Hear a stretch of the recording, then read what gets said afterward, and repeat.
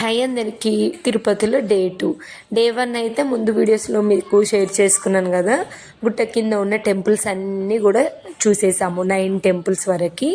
ఇంకా next day అయితే దర్శనం ఉండే. ఈరోజు ఇంకా మనం ఏ ప్రోగ్రామ్ పెట్టుకోలేము, దర్శనం ఉంది కాబట్టి. సో ఫస్ట్ అయితే మీరు అంటే ఎవరి దర్శనానికి వెళ్ళినా కూడా ఫస్ట్ ఎవరైనా తలనీలాలు ఇవ్వాలనుకుంటే ఫస్ట్ తలనీలాల దగ్గర ప్లాన్ చేసుకోవాలి. అక్కడ తలనీలాలు ఇచ్చిన తర్వాతకి మేము కూడా అంతా ఫ్రెష్ అప్ అయిపోయి ఇంకా మాకు టోకెన్ వచ్చేసి 1 o'clockకి, బట్ అది 11 వరకు, 10 to 11, నైట్ 10 అంటే 24 అవర్స్లో ఎప్పుడైనా వెళ్ళొచ్చు అన్నారు. ఫస్ట్ అయితే ఇంకా వరాహస్వామిని మనం దర్శనం చేసుకోవాలి కదా అని వెళ్ళాము. అలా వెళ్తుంటే ఇక్కడ వెంగమాంబ కూడా ఉన్నది, ఎలాగో టైం ఉన్నది అండ్ లంచ్ టైం కూడా అయ్యింది అనేసి తలనీలాలు ఇచ్చి ఫ్రెష్ అప్ అయిపోయి వెంటనే మేము లంచ్ అంటే తినడానికైతే వెంగమాంబ దగ్గరికి అయితే అన్నదానం దగ్గరికి వెళ్ళిపోయాము. ఇక్కడ మనం తినడము, లైన్ కట్టడం ఇక్కడ ఒక 1 hour అలా అయింది. ఎందుకంటే క్రౌడ్ ఎక్కువగా ఉంటే టైం ఎక్కువ పట్టిద్ది, క్రౌడ్ తక్కువ. ఇంకా తిరుమలలో అయితే క్రౌడ్ ఎక్కువ తక్కువ అని ఏముండదులేండి, ఆల్మోస్ట్ ఒక 30 నుంచి 1 hour పట్టిద్ది. మాకైతే 1 hour అలా పట్టింది. ఇంకా లంచ్ చేసుకొని మంచిగా పిల్లలు కూడా హ్యాపీగా పప్పన్నం, అక్కడ సాంబారు అవన్నీ పెట్టేశారు, చక్కగా తిన్నారు పిల్లలు కూడా. మార్నింగ్ బ్రేక్ఫాస్ట్ అప్పుడెప్పుడో చేశారా. ఇంకా లంచ్ టైంకి లంచ్ చేసుకొని నెక్స్ట్ వరాహస్వామి దగ్గరికి వెళ్తున్నాము.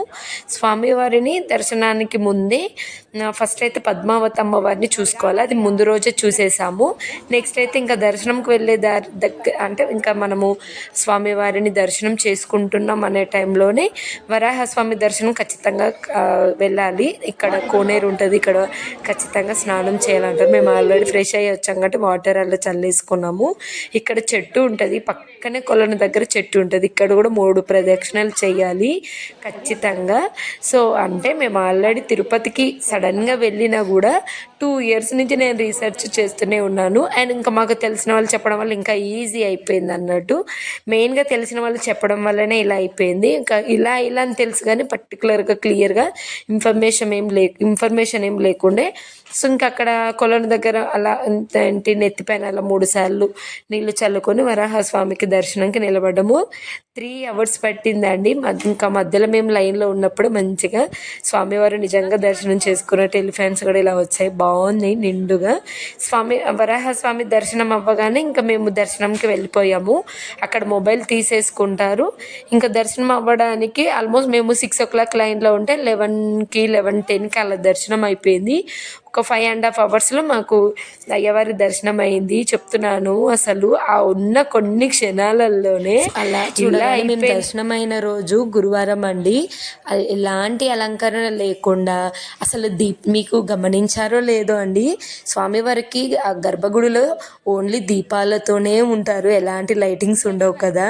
ఇంకా మేము వెళ్ళింది అయితే గురువారము, నేత్ర దర్శనం అయ్యింది. అసలు కంట్లో నుంచి నీళ్ళు వచ్చాయి. అసలు ఏం సైలెంట్గా ఉన్న కొన్ని క్షణాలే సైలెంట్, నోరు మూతపడిపోయినట్టు అనిపించింది. ఇంకా అలంకరణ లేకుండా నిజంగా స్వామివారు అయితే సూపర్ ఉన్నారు. మాకు తెలియకుండానే నేత్ర దర్శనం అయ్యింది. మీరు ఎప్పుడైనా దర్శనం పర్టికులర్గా వెళ్ళాలనుకుంటే గురువారం రోజు వెళ్ళండి. నేత్ర దర్శనము, అలాగే స్వామివారికి అలంకరణ ఏమి ఉండదు, అంటే ఒక్కటే ఏమల్లా పూలమాల వేస్తారే తప్ప ఎలాంటి అలంకరణ ఉండదు. సూపర్ ఉంటుంది ఆ దీపాల మధ్యలో. ఇంకా బయటకు వచ్చి అంటే అక్కడే కాసేపు అలా ఉన్నాము. ఇంకా ఇక్కడ మనము దీపం వెలిగించాలి కదా, కొబ్బరికాయ కొట్టి దీపం వెలిగించి ఇక్కడ ఆల్మోస్ట్ ఆ గుడి చుట్టూ అసలు రావాలని అనిపించట్లేదు. అక్కడ ఒక 2-3 hours అలా చూస్తూ ఉన్నాము.